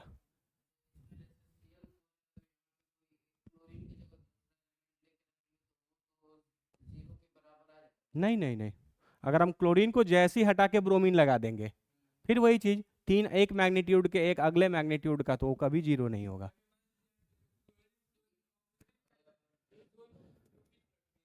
हाँ तो हो सकता है, ये ऑपोजिट दिख रहा है आपको, यही पढ़े हैं आप। इन चार बॉन्ड में से एक बॉन्ड प्लेन के बाहर है और एक बॉन्ड प्लेन के अंदर है, ये 3 डायमेंशनल स्ट्रक्चर है। अरे बोलो हाँ या ना। हाँ ऑक्टाहेड्रल है। ऑक्टा जैसे SF6 कोई पूछ ले आपसे, तो सब सेम है, सब एक दूसरे को काट कुट करके जीरो कर देंगे। तो हाँ, तो वो भी जीरो हो जाएगा, है ना? जैसे आप पूछ रहे हैं ना, जैसे SF6 पूछे, तो आपको तो पता है, fluorine, fluorine, fluorine, fluorine, fluorine, fluorine, octahedral है ना ये। तो ऑक्टाहेड्रल में तो सारे ज्योमेट्री, सारे बॉन्ड सब आइडेंटिकल ही होते हैं। तो देखो ना, ये इसको काट देगा, ये इसको काट देगा, ऊपर वाला नीचे वाले को काट देगा। ठीक है, अब हम यहाँ पर कर दें SF4Cl2, नहीं कर सकते? तो तुम कहीं पे भी दो क्लोरीन लगा सकते हो। अब ये इसको काट देगा, ये इसको काट देगा, ये इसको काट देगा, तो इन दोनों का म्यू क्या हो जाएगा? जीरो। और ये दोनों मॉलिक्यूल कैसे हो जाएंगे? Non polar. अरे बोलो, बहुत आसान होता है बाबू, ऐसा कोई रॉकेट साइंस नहीं है। कोई दिक्कत किसी को? बताओ वाटर के बारे में बताओ, H2O। बताओ, कॉपी में बना के बताओ, पोलर है नॉन पोलर है?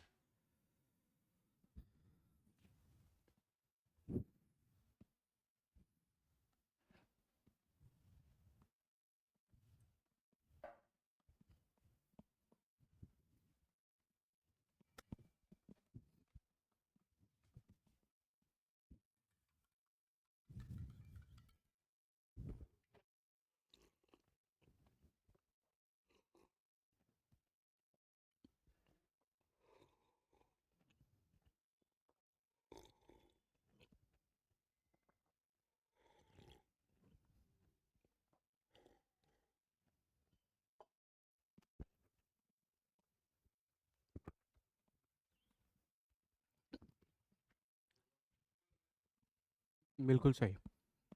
ऑक्सीजन, हाइड्रोजन, हाइड्रोजन, ऐसा ही दिखेगा ना? वाटर का शेप कैसा होता है? बेंट। आपको तो बेंट ही बनाना पड़ेगा।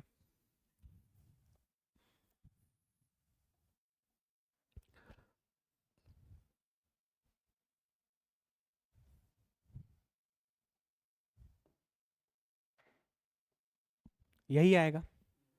अच्छा, ये दोनों हैं सेम के और ये दोनों सेम है, तुमको लगता है कि ये दोनों वेक्टर का रिजल्टेंट जीरो आएगा?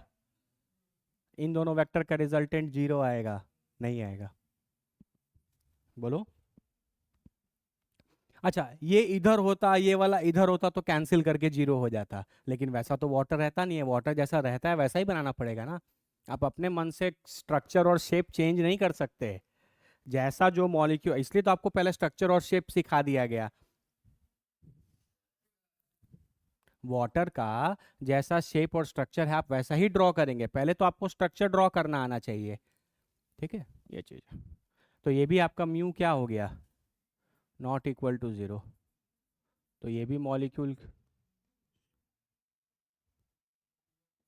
तो ये भी मॉलिक्यूल हो गया आपका पोलर। तो वाटर एक पोलर मॉलिक्यूल है। वाटर क्या है, क्या बोलो। हम्म। लेकिन वर्टिकल वाला नहीं होगा ना, नेट। अगर आप इसके कंपोनेंट भी तोड़ोगे तो ऐसे ऐसे आएंगे, वो कैंसिल हो जाएंगे। लेकिन ऐसे तो दोनों जुड़ जाएंगे ना। इसके कंपोनेंट लोगे तो ऐसे ऐसे वाले तो कैंसिल हो जाएंगे, लेकिन ऐसे ऐसे वाले जुड़ जाएंगे। तो इसका भी ऐसे ऐसे वाला जुड़ जा रहा है, इसका भी ऐसे ऐसे वाला जुड़ जा रहा है, तो नेट रिजल्टेंट तो जुट ही जाएगा ना, कि जीरो आएगा। अरे आराम से कंपोनेंट ऐसे हाथ से भी तोड़कर देखोगे ना तो समझ में आ जाएगा। और वो भी इनका और इनका मैग्नीट्यूड भी अलग अलग होगा। तो किसी भी एंगल से इसका डाइपोल मोमेंट जीरो नहीं आएगा। तो water is a polar molecule. तो कल को केमिस्ट्री में अगर आपसे कोई पूछे तो आप बोल सकते हो कि वाटर जो है वो कैसा सॉल्वेंट है, पोलर सॉल्वेंट है, क्योंकि वाटर का जो मॉलिक्यूल है वो पोलर है। जैसे आपसे कोई पूछे CCl4, तो आप बोल सकते हो ये एक नॉन पोलर सॉल्वेंट है। बोलो हाँ या ना। बेसिक आइडिया लग रहा है, धीरे धीरे कैसे करना है एक बार इसको देख लो, हम आते हैं।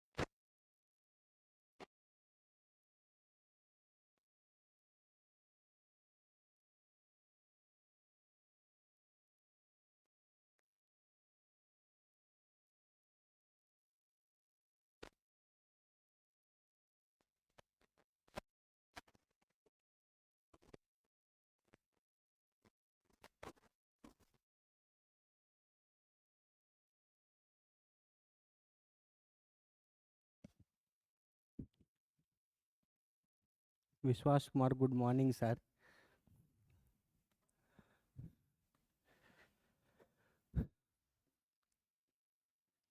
PCl3F2 बताओ।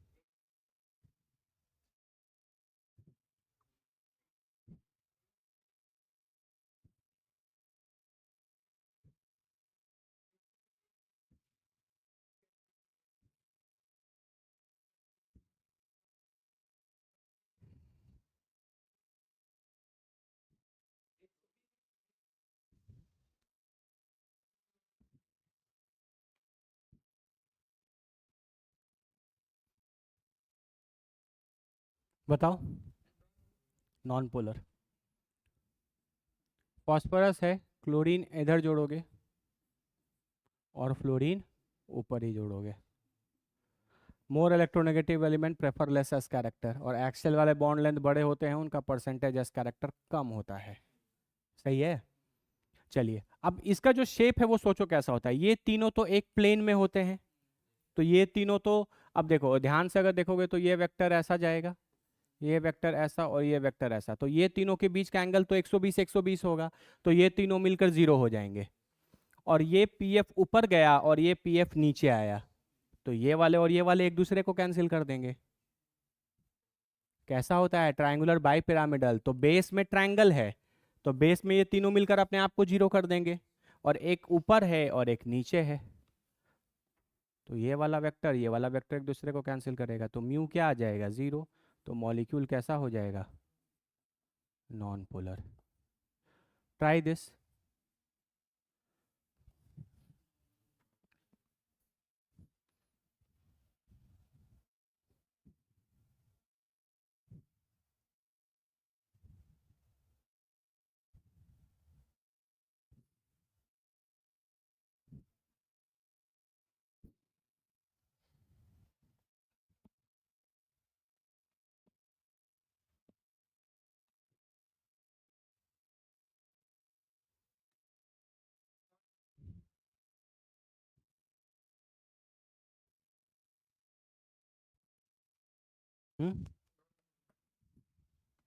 XeF2, एक लोन पेयर, दो लोन पेयर, तीन लोन पेयर, ऊपर फ्लोरीन नीचे फ्लोरीन, यही है ना। अब ये तीनों तो फिर आपके आइडेंटिकल ही निकल गए, ये वाला, ये वाला और ये वाला, ये सब मिलकर क्या हो जाएंगे, जीरो।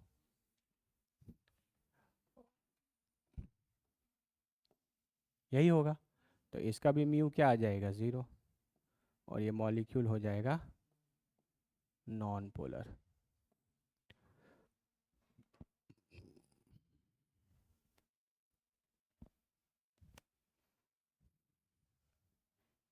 चल तुमको एक अच्छा क्वेश्चन कराते हैं।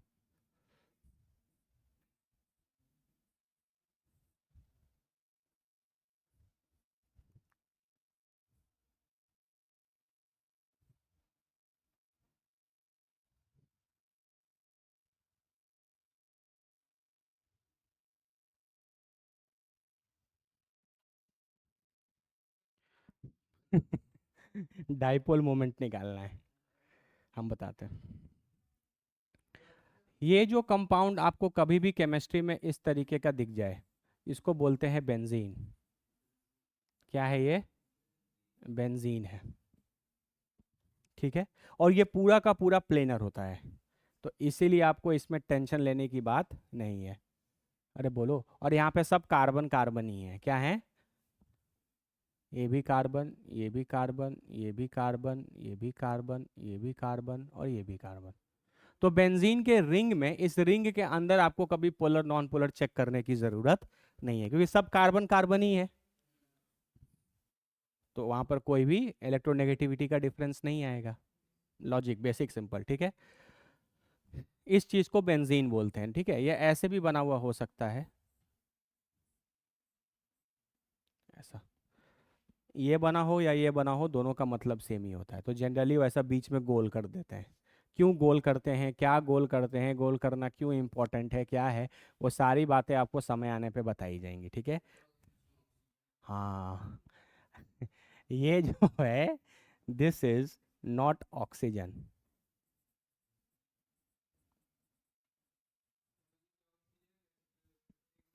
कुछ नहीं, बस ये बेंजीन है, और इस बेंजीन के अंदर आपको पोलर नॉन पोलर चेक करने की जरूरत नहीं है। तो यहाँ पर जो चीजें लगाई गई हैं, दो दो क्लोरीन, इन्हीं के कारण कुछ आएगा। अरे बोलो, अब तुम समझ गए हो कि ये क्या है, कार्बन, और ये भी क्या है, कार्बन, ये क्या है, कार्बन, ये भी क्या है, कार्बन, ये क्या है, कार्बन, और ये भी क्या है, कार्बन। बोलो कोई दिक्कत किसी को, बताओ कार्बन और क्लोरीन में कौन ज्यादा इलेक्ट्रोनेगेटिव है। तो ये एरो ऊपर जाएगा ऐसा, और ये एरो इधर जाएगा ऐसा, ये इधर जाएगा ऐसा, ये इधर आएगा ऐसा, ये इधर आएगा ऐसा, और ये इधर आएगा ऐसा। अरे बोलो, तो इधर plus plus plus plus plus, अरे बोलो, बताओ इन तीनों में से कौन सा दो एरो है जो कट कटा के जीरो हो जाएगा, तीसरा वाला साफ साफ दिख रहा है। ये ऊपर नीचे ये दो मैग्नीट्यूड भी सेम होगा, क्योंकि ये भी कार्बन और क्लोरीन का ही है, ये भी कार्बन और क्लोरीन ही है, तो मैग्नीट्यूड सेम है, डायरेक्शन ऑपोजिट है, वेक्टर जीरो हो जाएंगे। इन दोनों में कौन बड़ा छोटा होगा? मान लो तुमसे कंपेयर करने के लिए आ गया, इन डाइपोल मोमेंट के ऑर्डर में अरेंज कीजिए, इंक्रीजिंग या डिक्रीजिंग। और दूसरा वाला क्यों?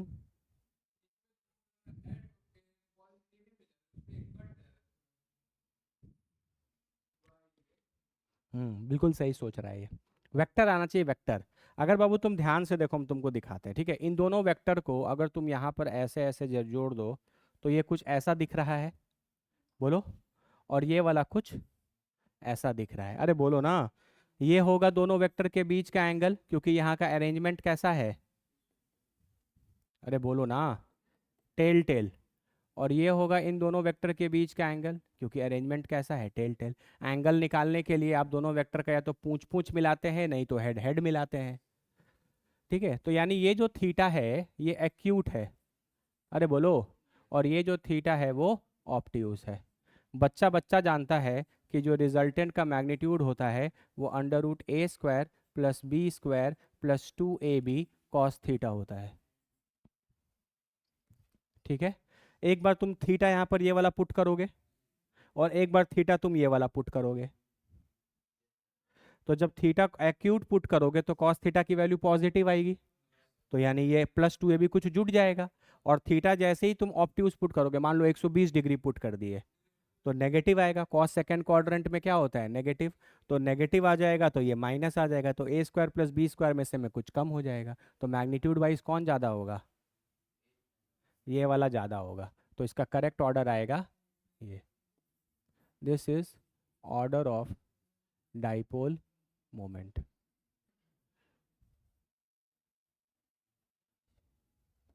कितने लोग को क्लियर हो गया? और ये तो जीरो ही हो गया, इसका तो सबसे कम होगा। पूरा वेक्टर है कि नहीं, है ना? वेक्टर जैसा ही है। अगर आपको वेक्टर आता है तो आपको ये सारी चीजें आती हैं। जल्दी जल्दी कमेंट करो अगर चमक गया तो।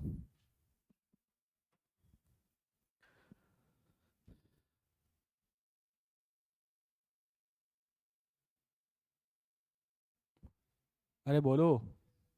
अच्छा, एक बात देखना है यहाँ पे। इन तीनों के बड़े ही स्पेशल नाम है, हो सकता है कि वो नाम लिख कर दे दे और स्ट्रक्चर ना दे, ठीक है? प्लीज मेरी बात को ध्यान से सुनिएगा। ये जो नाम है ये सिर्फ बेंजीन के लिए ही यूज होता है। ये मैंने यहाँ पे बेंजीन बना दिया, कोई दिक्कत? इसके एक पोजीशन पर, किसी भी एक पोजीशन पर, मान लो इस पोजीशन पर तुमने कोई चीज जोड़ दिया, मान लीजिए आपने यहाँ पर ए जोड़ दिया, और फिर अब इसके इसके रेस्पेक्ट में जो पोजीशंस होते हैं, जैसे इसके रेस्पेक्ट में इसके बगल वाले पोजीशन को बोला जाएगा ऑर्थो। कोई भी ग्रुप जुट गया, कहीं पर भी जोड़ सकते हो, जैसे तुमने अगर यहाँ पे जोड़ दिया तो इसके बगल वाले पोजीशन को क्या बोला जाएगा, ऑर्थो। फिर उसके बगल वाले को क्या बोला जाएगा, मेटा। और इसके जो डायरेक्टली अपोजिट वाले को बोला जाएगा पैरा। अरे बोलो। वैसे कोई पूछे बताओ ये वाला पोजीशन क्या होगा, ऑर्थो। ये वाला पोजीशन क्या होगा, मेटा। तो याद रखना, बेंजीन में अगर तुम कोई एक चीज ऐड कर देते हो तो उसके जस्ट बगल वाले पोजीशंस को बोलते हैं ऑर्थो, उनके बगल वाले को बोलते हैं मेटा, और एकदम जो ऑपोजिट रहेगा उसको बोलेंगे पैरा। जैसे फॉर एग्जांपल आप यहाँ पर आए और आपने इस जगह पर क्लोरीन को जोड़ दिया, कहीं पे भी जोड़ सकते हो। तो बताओ इस क्लोरीन के बगल में ये कार्बन है और ये कार्बन है, ये दोनों क्या कहे जाएंगे, ऑर्थो। अरे बोलो। ये वाला पोजीशन और ये वाला पोजीशन क्या कहा जाएगा, मेटा। और इसके जस्ट अपोजिट वाला पोजीशन क्या कहा जाएगा, पैरा। तो अगर बेंजीन पर कोई एक चीज जुट जाता है तो उसके बगल में या उसके रेस्पेक्ट में आप तीन पोजीशन ट्रीट कर सकते हैं, ऑर्थो, मेटा और पैरा। अरे बोलो ना, कोई दिक्कत किसी को? तो तुम हमको बताओ, ये कौन सा है, ये कौन सा है, और ये कौन सा है? मान लो कि तुम एक क्लोरीन जोड़ दिए, क्योंकि बिना कोई एटम ऐड किए आप ऑर्थो मेटा पैरा नहीं बोल सकते। तो मान लीजिए आपने ये वाला क्लोरीन ऐड कर दिया, तो अगला क्लोरीन इसके बगल वाले कार्बन पर जुटा है ना? इसका मतलब ये है ऑर्थो। तो ये वाला क्या हो गया, मेटा। और ये क्या हो गया, पैरा। अरे बोलो ना। ठीक है।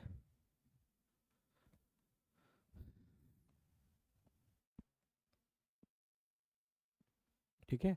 तो ऑर्थो है, मेटा है, पैरा, तो आप क्या लिख सकते हो कि ऑर्थो का डाइपोल मोमेंट सबसे ज़्यादा होगा, फिर मेटा का है, और फिर पैरा का। वो सिचुएशन टू सिचुएशन डिपेंड करेगा। कोई दिक्कत है?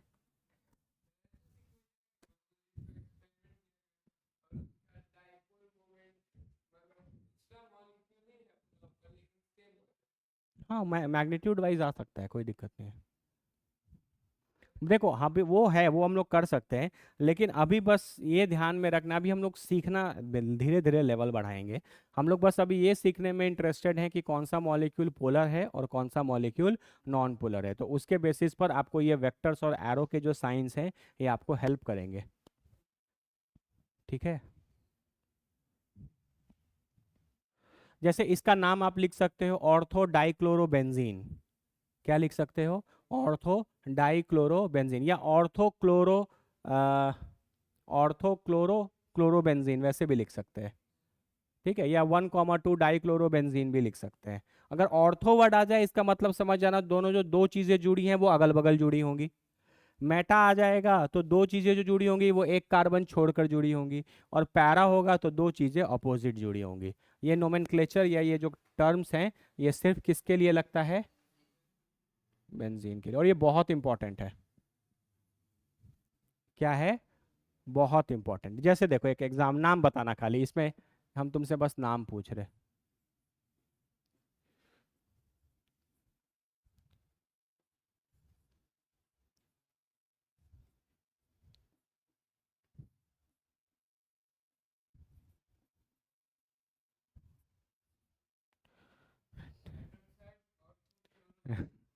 नहीं नहीं, इस पूरे कंपाउंड OH को, इस पूरे का नाम है फेनॉल। हम बता रहे हैं तुमको। ठीक है, इस पूरे का नाम क्या है? फेनॉल। तो बताओ, अगर तुम OH का पोजीशन, तो ये, और ये किस पोजीशन पर लगा है? ऑर्थो पे। ये किस पे लगा है? मेटा पे। और ये किस पे लगा है? पैरा पे। अरे मानते हो ना? तो तुम इसको क्या लिखोगे? कैसे बताओगे कि क्लोरीन कहाँ लगा है? ऑर्थो पे लगा है तो बताना पड़ेगा। तो आप इसको क्या लिखोगे? ऑर्थो पे क्या लगा है? तो लिखेंगे क्लोरो। और किस पर लगा है?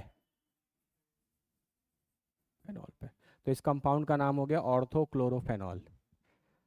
ठीक है। यहाँ पे क्लोरीन कहाँ लगा है? मेटा पे लगा है। मेटा पे क्या लगा हुआ है? क्लोरो। और किस पर लगाए हो? फेनॉल। तो दिस इज मेटा क्लोरोफेनॉल। नीचे वाले का क्या नाम हो जाएगा? पैरा क्लोरोफेनॉल। अरे बोलो ना, कोई दिक्कत? बताओ, अगर डाइपोल मोमेंट का आंसर आ जाए, ऑर्डर पूछे, ये ए है, ये बी है, ये सी है, बताओ ऑर्डर क्या आएगा? इस बार तो ये और ये भी कैंसिल नहीं होंगे। इस बार ये और ये भी कैंसिल होंगे क्या? क्योंकि इनका मैग्नीट्यूड क्या होगा? अलग अलग। दो वेक्टर जिनका मैग्नीट्यूड सेम होता है और डायरेक्शन ऑपोजिट होता है, वो ना कैंसिल होते हैं। यहाँ कार्बन और ऑक्सीजन में ऑक्सीजन ज्यादा इलेक्ट्रोनेगेटिव, लेकिन इसका मैग्नीट्यूड ए है तो इसका मैग्नीट्यूड बी है, तो ये कैंसिल होगा क्या? नहीं। ये इधर ऐसा, ये इधर ऐसा, ये इधर ऐसा, ये इधर ऐसा। सिमिलरली सेम रीजन तुम दोगे, यहाँ थीटा एक्यूट बनेगा, तो +2 AB कॉस थीटा का कॉस थीटा पॉजिटिव आएगा। यहाँ पे ऑप्ट्यूस बनेगा 120 डिग्री, तो नेगेटिव आएगा। और यहाँ एंगल तो 180 डिग्री बन जाएगा, कॉस 180 -1 होता है। तो मैग्नीट्यूड वाइज ये सबसे कम आएगा। फिर ये तो डाइपोल मोमेंट का भी आंसर यही आ जाएगा। अरे बोलो, सारा चीज इससे देखना है ना। जैसे जैसे थीटा बढ़ता जाएगा, कॉस थीटा घटता जाएगा, और मैग्नीट्यूड भी घटता जाएगा। अरे बोलो ना। अब ये सब चीज़ें तो वेक्टर में आराम से हमने की हैं, कितने बार की हैं। कितने लोग को क्लियर हो गया? लॉजिक क्लियर है? तो आज क्या क्या पढ़े आप? ये क्लियर है, हाइब्रिडाइजेशन ऑफ ऑड, ये क्वेश्चन क्लियर था। ये सॉलिड स्टेट वाला कटैन एनायन, ये याद कर लोगे सब कोई? ठीक है, थोड़ी थोड़ी चीज़ें याद भी करते चलनी है। ये क्लियर हो गया। स्टेरिक क्राउडिंग वाला कॉन्सेप्ट क्लियर हो गया था, कि कौन कौन से मॉलिक्यूल स्टेरिक क्राउडिंग के कारण एग्जिस्ट नहीं करते। डाइपोल मोमेंट कितने लोगों को चमका? अभी और भी करेंगे, अभी तो बस आज स्टार्ट किया है। अरे बोलो ना।